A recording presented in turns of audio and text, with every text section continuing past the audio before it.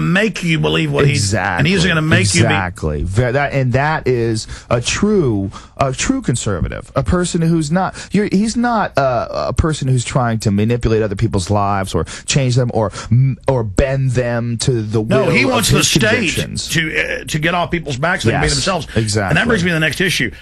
George Bush campaigned to cut government, to not have foreign adventures, to not have wars, but his own documents that have now come out, PNAC, show that was their plan all along. That was a betrayal of true conservatives that drank the Kool-Aid thinking he would reverse what Clinton did. Right. And then it was far worse than Clinton. Now with Obama, Bush tripled the size of government. Now Obama's saying he's going to expand it even more. He's saying change is even bigger government, bigger state, but the people coming in and these youth brigades and 18 to 24, and it's now on the White House website, forced service, but it's a domestic draft where you do stuff for the government domestically. That's 180 degrees from the Bill of Rights, the Constitution. So segueing into that, what do you think of the change, and it is change, more of the same, but of Barack Obama? Well, I'm definitely apprehensive of a bigger government, no matter what. I mean, a bigger government, to me, sounds like more possibilities for problems, but a bigger government that's not this government, you know? I mean, maybe what he's going to do will add to it in a positive way. Well, I got to tell you, he's totally on the bank. I mean, he is the man of the bankers. He got the banker takeover bill, which then they bait and switch and didn't spend for what they said, and now they're saying the money's secret. I mean, I'm just telling you, Joe, and remember, and I know you're a smart guy, the day of 9/11, it sounds condescending, but I mean, really, I know you can grasp this. Most people can't seem to. The day of 9/11, I came out and said it's an inside job. Here's the evidence. You were on the air with me. I remember. But I mean, I don't just make things up. I've got just reams of evidence. Obama is probably going to end up being like Adolf Hitler. I mean, I'm saying if you think Bush was bad, prepare yourself. Really? You really think that it's going to... I mean, but he seems to be so socially liberal, and it seems like he wants to close Guantanamo Bay, and he wants to... But see, if you... Exactly. Not but really? ABC News admits they're going to open them up in the U.S. He's shutting that one down, paying lip service that he's against it, while opening more and leaving the ghost sites in Europe, you know, the real camps open. And what are these real camps in Europe? There's torture camps? Oh, yeah. They're in Romania. They're in Latin America. They are in Jordan. They're in Egypt. They're in Poland. They're in Czech Republic. And it is... Now, but let me ask you this. If you think that the New World Order is in control of the world and then they manipulate the world's government, why do they need a Guantanamo Bay? Why do they need to torture some Because they need... Well, why did the Catholic Church need to have inquisitors to torture people to say they'd committed these crimes or witchcraft? Because they had to legitimize the whole suppression thing they were doing. They torture you to get fake confessions. Here's an example. 3 weeks ago, they roll in, 6 defendants out of Guantanamo. They've been held between 7 and 5 years. You know, they were picked up different times. And they go, they're about to plead guilty. And they walk them in, and no video's allowed, but the press is there. And they say, how do you plead? I've been tortured. Don't execute me. It's fake. But then that was barely in the news. But that was in the news. And so they're canceling these trials because they've got to take them back and torture them some more. Well, this is also the first administration in a long time that used mercenaries. Right? Yes, and they're keeping all of that. Blackwater is not only doing that overseas stuff, they're also involved in the war on drugs. In California. Yeah, they're going after medical marijuana dispensaries. It's incredible. I mean, there's photos. They confiscated guns in New Orleans. Oh.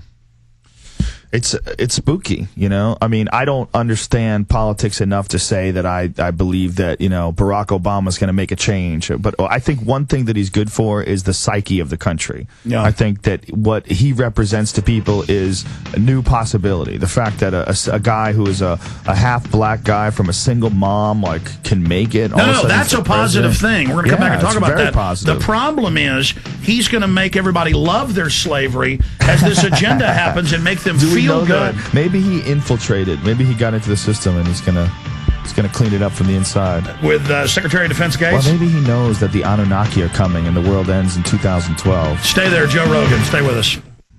Continuing with Barack Obama, he's created a separate USAService.org, never before done, under himself, private. What does that mean? And they're running national, it's not government, they're running national TV ads as government ads saying, join this. It's gotten hundreds of thousands of members in a week and a half.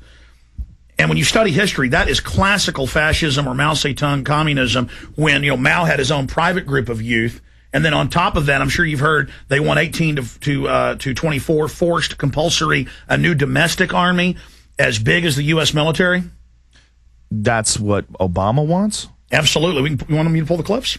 Well, tell me. Yeah, explain it to me. No, I mean, this is what he wants. He wants a youth army for domestic issues? And they're talking about voluntary? No, compulsory. There's compulsory. One that's compulsory, but he's going to have a separate volunteer corps that's private under him, running with government money on TV. Wow. I mean, what's he planning? I mean, isn't it dangerous any time in history? Sure. When they say, get behind this guy and he'll fix it? Yes, I think it's always dangerous. And I think right now we're very desperate for something to bring us back to normal. I mean, people were living in fantasy land for a long time.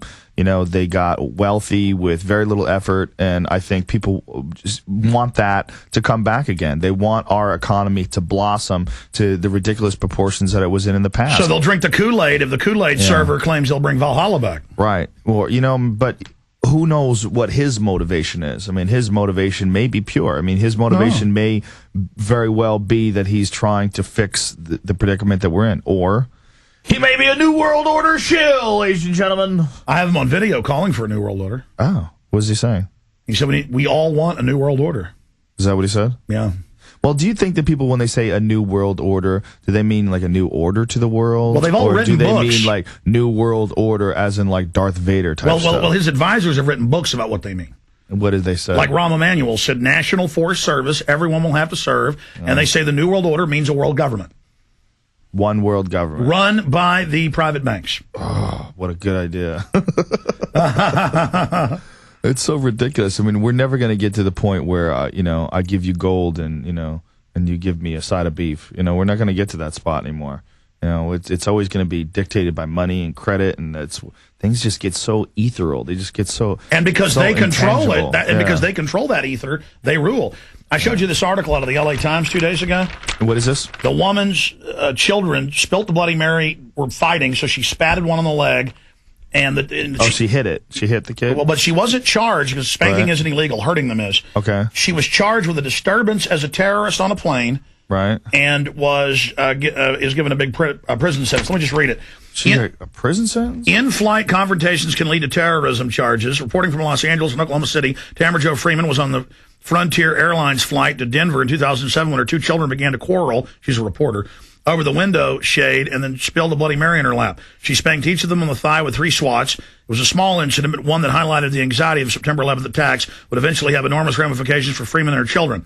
A flight attendant confronted Freeman, who was reported by hurling a few profanities, and then it goes on. The incident aboard the Frontier flight ultimately led to Freeman's arrest and conviction for a federal felony defined as an act of terrorism under the USA Patriot Act, the controversial federal law enacted after 2001 attacks in Washington. They arrested her, didn't allow her to have a lawyer under terror charges for 3 months till she pled guilty. So she was locked up for 3 months? Until she pled guilty. See, that's what they do in the Patriot Act. But then it goes on to say 200 people alone on flights charged with terrorism for as much as arguing. It says that. Well, they do have, like, a lot of flight attendants especially, do have this crazy attitude.